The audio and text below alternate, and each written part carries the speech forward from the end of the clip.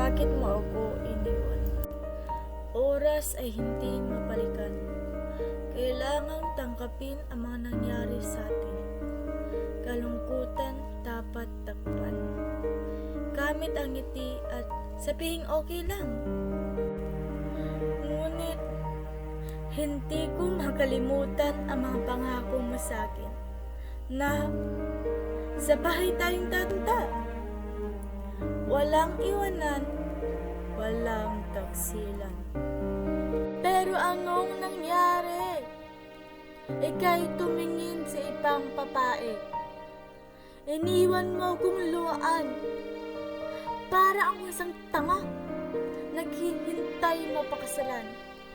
Yun pala, sumama ka na sa iba. At dahil saan? Dahil maganda siya at hugis talaga. Madapa ako at pangit pa. Kung yun lang gusto mo, dapat talaga ay naghiwalay na tayo.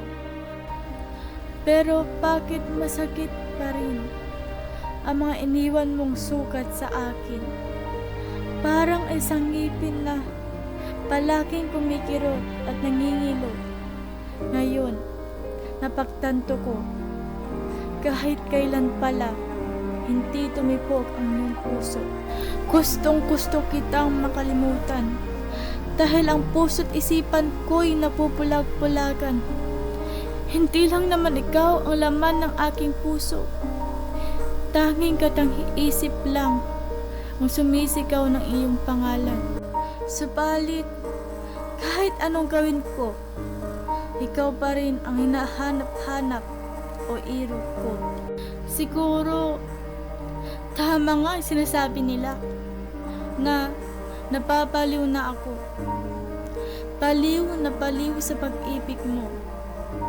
Baliw dahil hinayaan kong mahulog sa isang taong katulad mo na nagpapaintak sa mga matatamis mong salita na tila ba'y isa akong pinakamahalagang babae sa balat ng lupa.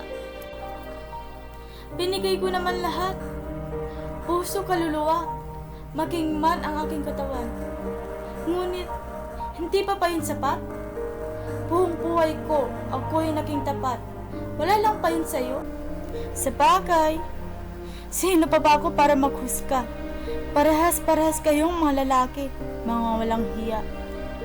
Ngayon, ako'y nag-iisa sa madilim na lugar na walang kasama. Umiinom, nagmumukmuk. Ni isang tunog ng aking puso ay hindi na tumitipok. Paalam na o irog ko.